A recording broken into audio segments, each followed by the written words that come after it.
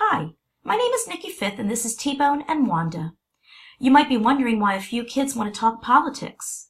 That's a good question, but the answer is simple. We love history, civics, and believe it or not, even politics. When T-Bone ran for student council president, I was his campaign manager.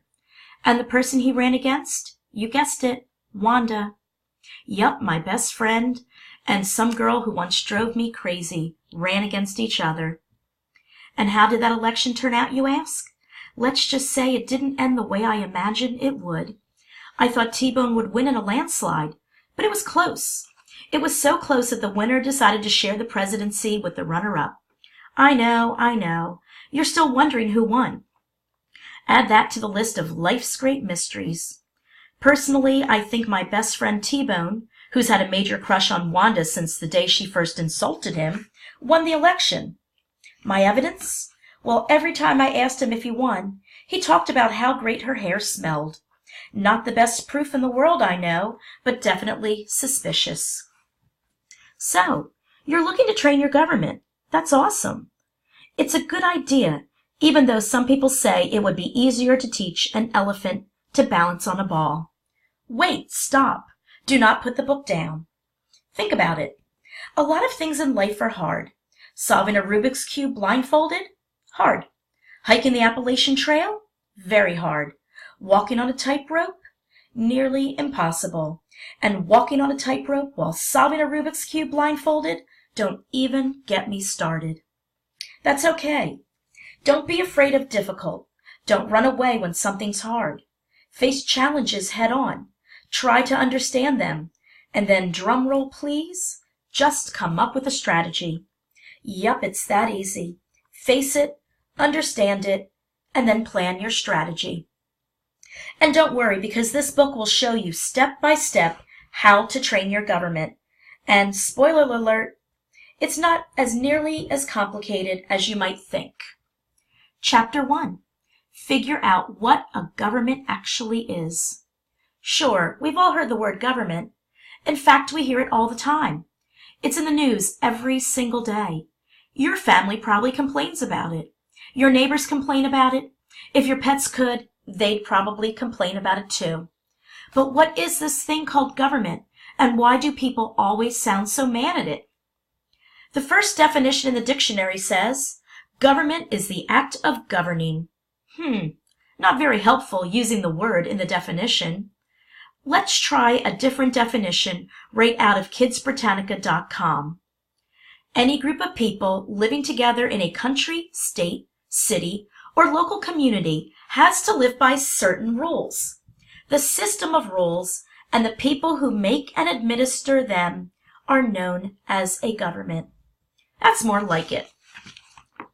So the people who create the rules by which we live are the government. And the people who decide if those laws are fair are the government. And the people who enforce those laws are also the government. But how do we know what people in the government do? Sometimes it seems like a private club and only a few people know the secret knock. You might even be wondering what to call these government people. Governors? Govies?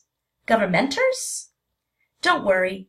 There are names for everyone in government, and those names are usually based upon their jobs. If you're a lawmaker, guess what your job is? Yep, you guessed it. You make the laws. Just like a shoemaker makes shoes, a lawmaker makes laws. If you're a kid, you probably don't have a lot of experience making laws or even rules. For most of your life, someone has probably told you what to wear and what not to wear, what to eat and what not to eat, when to sleep, when to wake up, and even when to talk or be quiet. That's a lot of rules that you're not making. I know what you're thinking. Holy moly, my parents must be in the government. No one makes more rules than my parents. Not only do they make important rules and safety rules, sometimes I think they make rules just for fun. Don't worry. Understanding the job of the government isn't super complicated. In fact, the explanation involves a tree. Yep, you read that correctly, a tree. You may be wondering why a tree. Is it because trees have deep roots, provide things like air, fruit, and shade? Or because they're a symbol of strength and longevity? Nope, it's because they have branches. Yup, it turns out branches do more than hold nests, ornaments, and tree swings. A tree's branches are a wonderful way to show how the government is divided. Now, before we go any further, you should know that not every country divides the powers of government. There are countries that give all the power to one person. In those cases, training the government is impossible because no one really has a voice.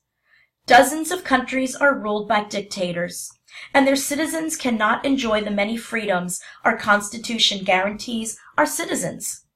That's why it's so important to not only use your voice, but to appreciate the fact that you're allowed to have one. So don't waste it. Back to the tree. Tree sounds kind of boring, so let's call it the tree of democracy. Yes, that's much better than plain old tree. In the United States, there are 3 main branches that emerge from the trunk of the tree of democracy: the executive branch, the legislative branch, and the judicial branch. For the federal government, which is what we call the United States government, the executive branch would be the president. See, you just learned another name for the president, executive branch. Want to know the acronym for the President of the United States? You guessed it, it's POTUS. Now, when you hear that term on the news, you'll know exactly who it means. And if you hear the term FLOTUS, that's the president's wife or the first lady. The next branch is the legislative branch, which is the lawmakers. Before you get confused, legislate means to make laws. So the legislative branch is the people who make our laws. This branch is divided into 2 houses or chambers of lawmakers called the Senate and the House of Representatives. Together they form our Congress, or the 535 people who represent the citizens and the states. Sorry, no fun acronym for this group. Finally, the third branch is the judicial branch. The word judicial means something that's related to a judge or courts. For this branch, it's the Supreme Court of the United States, or if you'd like another fun acronym, SCOTUS. The Supreme Court judges are called justices, and there are 9 of them. Why 9, you ask? Do they have a baseball team? Nope. Believe it or not, there's actually no constitutional rule regarding how many justices are required. It has changed often, but since the Judiciary Act of 1869, we have had 9. The 3 main branches each have specific duties, but technically they are all equal. What? How can they be all equal? Everyone knows the president has more power, right? Not right. Over the years, people just assumed the president had the most power. But as powerful as you believe the president is, the other branches have the same amount of power. Thanks to the wisdom of our founding fathers, checks and balances prevent one branch of government from becoming more powerful than the other 2 branches. Each branch has the power to check and then balance the other powers. Dividing up the power was one of the most brilliant ideas our founding fathers included when they were forming our government. 3 branches of government, all separate, but all equal. Are you wondering what made them think of 3 co-equal branches? That one's easy. His name, King George III. Having been ruled by a British king, the founding fathers wanted to form a nation that prevented one person from having absolute rule to protect the rights of the citizens. You may be wondering why we even need a government, especially after we fought a revolution to rid ourselves of our government. You must, however, remember that we were British subjects at the time. We fought a revolution to rid ourselves of a tyrannical king and occupation by British soldiers. That brings us to another important point. Our founding fathers never believed that we didn't need a government. They knew government was important and that a country without a government would be a total mess. They believed in a government that was of the people, by the people, and for the people. So why exactly do we need a government? As a civilized society, we sometimes lose sight of the things that make our lives so civilized. Do you like to go places? Government builds and maintains roads. Do you like safety? Our country is protected by the military. Our waters are protected by the Coast Guard. And our lives, homes, and properties are protected by police and firefighters. People often get so mad at the government that they forget how much the government provides. From streets to schools and everything in between, our government impacts all of our lives. Since every country is different, you may be wondering just what our government does. Wanda searched several websites and learned that the list of government services is long, and this isn't everything. Protection, national defense, motor safety, licensing, law enforcement, courts, emergency response, disaster relief, public schools, higher education, financial aid, environmental protection, homebuyer programs, programs for senior citizens, programs for the disabled, programs for babies and children, programs for poverty, foreign relations, transportation safety, food protection, libraries, medical research, highways, trade with other countries, consumer protection, museums and historic sites, postal services, national, state, and local parks, business and banking regulations, weather alerts, PBS, public broadcasting, prisons and jails, energy management, NASA, space exploration, Medicare, and Medicaid. That isn't even everything. Can you imagine life without all of these things? People get mad at it, but without the government, our lives would look much different. So now you're probably really confused. We get it, and we know what you're thinking. If the government provides so many things to so many people, why is everyone always so mad at it? That's a good question. There are lots of reasons that people become irritated with the government. Remember, it's not perfect, so train it. Some people are just always mad at certain lawmakers, or the president, or the Supreme Court. Some people just get mad about specific issues. Then there are some people, and we're not sure why, who are always mad at everything. This, of course, doesn't count the people who are happy, and the people who choose to not even pay attention. Think about it this way. We're lucky enough to have a government that is of the people, by the people, and for the people. Did you see that?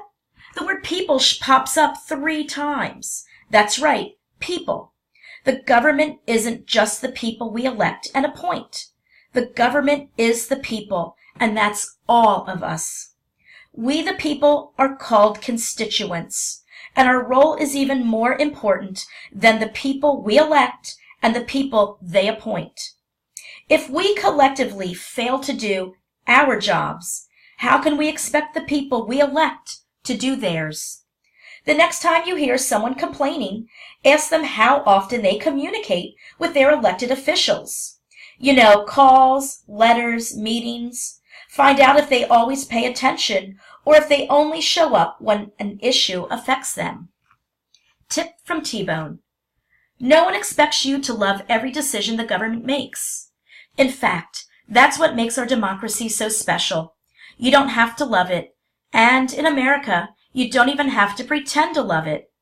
But as Americans, we don't just have the option to use our voices. We have a responsibility to use our voices.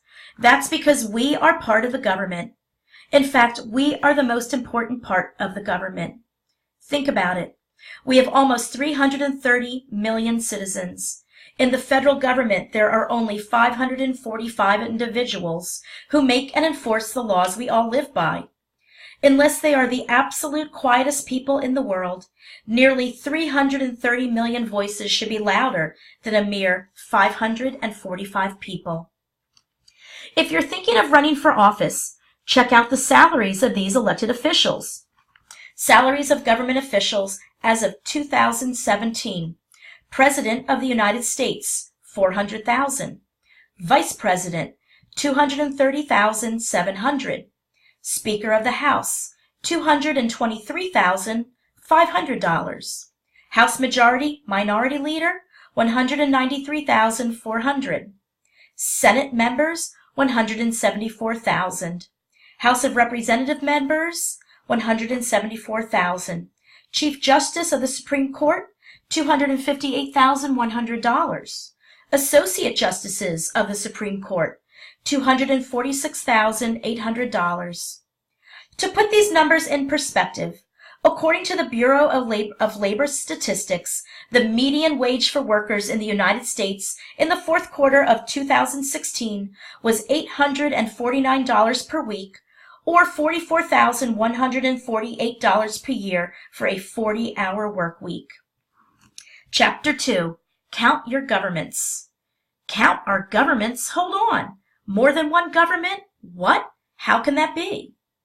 Okay, you might want to sit down for this one. Each citizen has several governments. And to train them, you better know them. Yes, there's the federal government, but there's also state, county, and local governments, boards, and commissions. Stop. Don't put the book down. Deep breaths. It's not complicated, especially if you know how to use the tree of democracy. State government is very similar to the federal government, except the executive branch has a governor instead of a president. The legislative branch still has lawmakers, and each state has a Supreme Court. Your state is divided into areas called districts, and each district has representatives on the legislative branch. Where you live determines your district. In New Jersey, the two houses of lawmakers are called the Assembly and the Senate. In Pennsylvania, the Senate and House of Representatives make up the General Assembly. In California, the Senate and Assembly make up the California State Legislature. The Michigan State Legislature is made up of a Senate and a House of Representatives.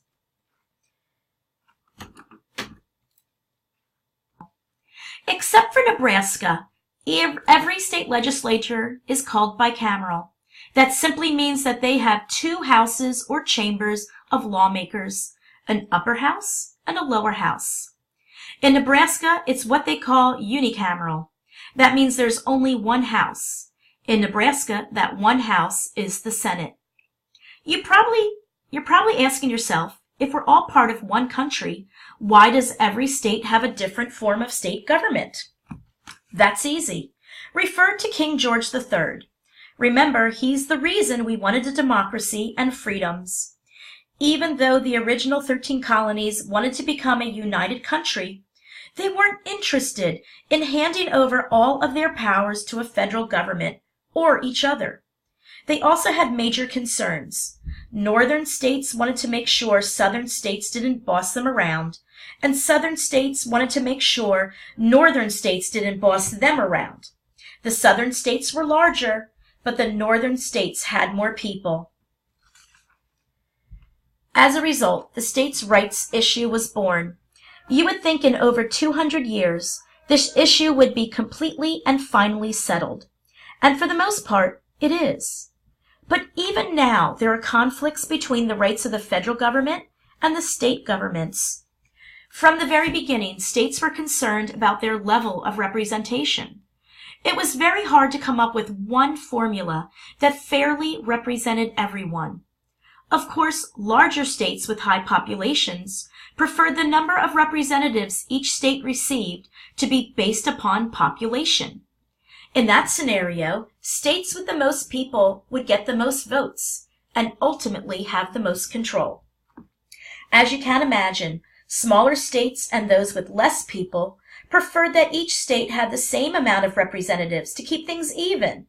Thank goodness for compromise. The House of Representatives. Since good government relies on compromise, a compromise of sorts was born. It was a two-house or two-chamber solution. The House of Representatives, the lower house, is based upon population. In low population states like Alaska and Delaware, each state receives one representative. Hold on, we know what you're wondering. Why does the biggest state and one of the smallest states get the same amount? That's easy. Remember, the amount of representatives each state gets is based upon population, or how many people live there. It has nothing to do with the size of the land. This is based upon number of people, not square miles. And if you're wondering how a state as big as Alaska can have a population similar to that of little old Delaware, that's easy too. Much of Alaska is a rugged frontier with lots and lots of open space, and it's a challenging place to live. In fact, here's a list of states that have only one representative in the House of Representatives: Alaska, Montana, Vermont, Wyoming, Delaware, North Dakota, South Dakota.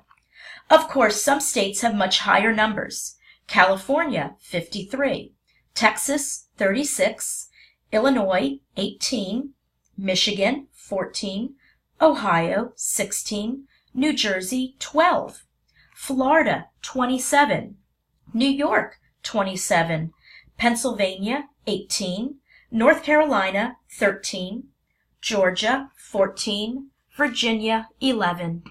Since each state is divided into districts, citizens can only vote for the candidate in their district. The only time a whole state votes for the same candidate is when that state has only one representative. Everyone else votes for the one seat in their district. Whether your state has one representative or 53, one thing is the same, and that is the term. The term is the amount of time a representative serves. And for the House of Representatives, the term is 2 years. Yes, you read that right. Most people assume it's a 4-year term like the presidency. This was a compromise by our founding fathers, and it's still a point that many people disagree with. Those who support 2-year terms say that it gives voters a chance to remove a representative if they notice they are not performing as promised. Our founding fathers believed this would be a guard against tyranny. It also took into account the distances many early representatives traveled without the luxury of trains, planes, and automobiles. The framers of the Constitution also felt that short terms would force members to interact with their constituents more frequently. Those who disagree with the 2-year terms states that as soon as a representative is elected, their decisions are often based upon getting re-elected. They also believe that short terms means representatives spend a whole lot of time fundraising and campaigning and less time governing. For representatives, it must feel like a never-ending campaign season. The Senate.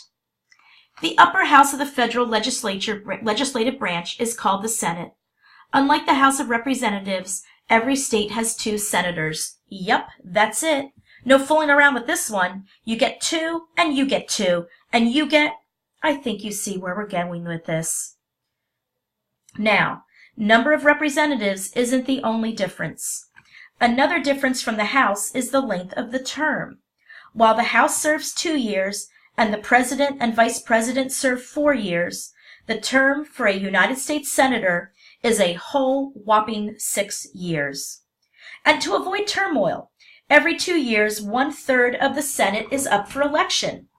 By staggering the elections, the country would always have some stability.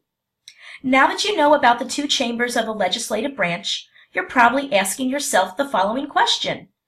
Besides the number of lawmakers and length of these terms, what's the difference? Well, the legislative branch is called Congress, and we know that Congress is broken into 2 houses, the Senate and the House of Representatives. Together they write and vote on bills or new laws, and divide the work into committees. The Senate alone has special powers to approve Supreme Court justices and members of the President's cabinet. You know, the people whose titles start with Secretary. The Vice President serves as the President of the Senate and is called upon when a tie needs to be broken. The House of Representatives is the only chamber that can introduce spending bills. They also reserve the right to initiate any impeachment proceedings.